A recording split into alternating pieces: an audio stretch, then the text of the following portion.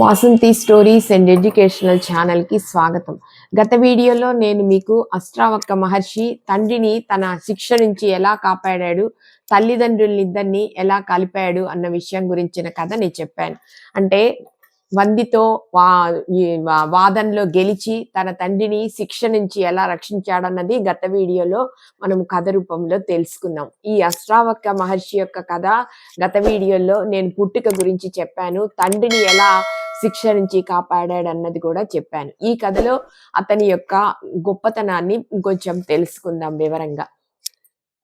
అష్టావక్ర మహర్షి ఒక నది దగ్గరికి వెళ్ళి స్నానం చేయాలనుకుంటున్నప్పుడు ఆ నది దగ్గర అనేక మంది ఆ కన్యలు అతని యొక్క రూపాన్ని చూసి హేళన చేసి నవ్వుతారనమాట. ఒకసారి నవ్వితే అతను చాలా బాధపడి వారికి శాపం పెట్టబోతుంటే వాళ్ళు గ్రహించి ఆయనని మమ్మల్ని మీ యొక్క గొప్పతనం తెలుసుకోక మిమ్మల్ని హేళన చేశాము స్వామి మహర్షి, మమ్మల్ని క్షమించండి అని వారి యొక్క ఆటపాటలతోటి వారి యొక్క నాట్యంతో ఆయన్ని మెప్పిస్తే ఆయన మీకు ఏం వరం కావాలో కోరుకోమని చెప్తాడనమాట ఆ కన్యలందరికీ.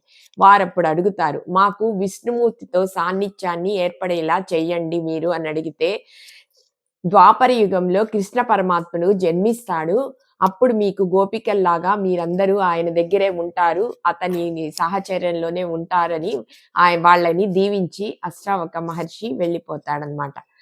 ఈ ఈ రకంగా మనం అనేక విషయాల్లో అష్టావక్ర మహర్షి గురించిన కథలు చెప్పుకోవచ్చు. ఇప్పుడు నేను అష్టావక్ర మహర్షి యొక్క వివాహం ఎలా జరిగింది అన్న విషయాన్ని ఈ కథలో చెప్తానమాట. తల్లిదండ్రులిద్దరినీ కలిపిన తర్వాత తల్లిదండ్రులిద్దరూ అష్టావక్ర మహర్షి యొక్క తల్లిదండ్రులు ఏకపాదులు సుజాత ఇద్దరు కూడా ఈయన యొక్క వివాహం చేయాలని వాళ్ళు కూడా అనుకుంటారు. ఈ అష్టావక్ర మహర్షి ఒక రాజుగారి కుమార్తెని వివాహం చేసుకుందామని వెళ్ళి అడిగితే ఆయన ఏం చెప్తాడంటే, కైలాసంలో శివపార్వతుల దగ్గర ఉన్న ఒక అవతల ఉన్న అంతఃపురంలో ఒక ఉన్నతమైన వ్యక్తి, ఒక స్త్రీ ఉంటుంది. ఆ స్త్రీ యొక్క అతిథి మర్యాదలు గనక మీరు పొంది వస్తే నేను మీకు నా కూతుర్ని ఇవ్వటానికి నాకు ఎలాంటి అభ్యంతరము లేదని ఆ రాజుగారు అష్టావక్ర మహర్షితోటి చెప్తాడనమాట.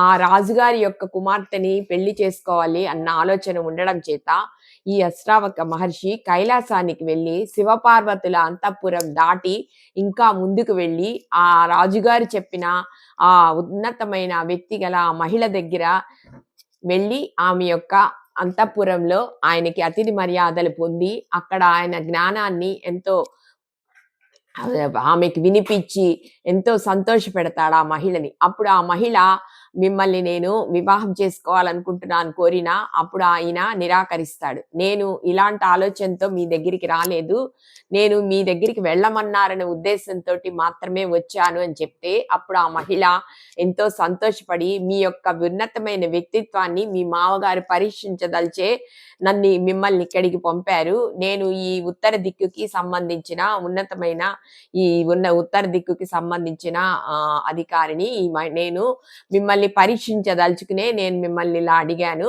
మీరు వెళ్ళండి, మీరు పందెంలో గెలిచారని చెప్పి ఆయనని తిరిగి భూలోకానికి పంపిస్తుంది. ఈ రకంగా ఆ రాజుగారి యొక్క కూతురుతోటి అష్టావక్ర మహర్షి యొక్క వివాహం జరుగుతుందనమాట. ఇప్పుడు ఈ కథ ప్రకారం అష్టావక్ర మహర్షి కథ వల్ల మనకి 2 వీడియోలు విన్నందువల్ల తెలిసేది ఏంటంటే, మనకి మన యొక్క రూపాన్ని బట్టి మన యొక్క వ్యక్తిత్వం ఏర్పడదు, మన యొక్క జ్ఞానాన్ని బట్టి మన వ్యక్తిత్వం ఉంటుంది. ఈయన 8 వంకరలతో పుట్టినా కూడా తన యొక్క జ్ఞానాన్ని సంపాదించి ఆ జ్ఞానంతో తండ్రిని కాపాడాడు, అదే జ్ఞానంతో ఎంతో మందికి ఉపయోగపడ్డాడనమాట.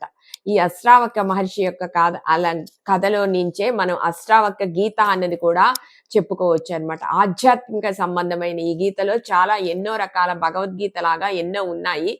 ఆ కథల నుంచి కూడా మనం చాలా తెలుసుకోవచ్చు అనమాట. ఇంతే ఈ అష్టావక్ర మహర్షి యొక్క కథ, ఉన్నతమైన కథ. ఈ కథ మీకు నచ్చితే లైక్ చేయండి, షేర్ చేయండి, సబ్స్క్రైబ్ చేసుకోండి. Thank you.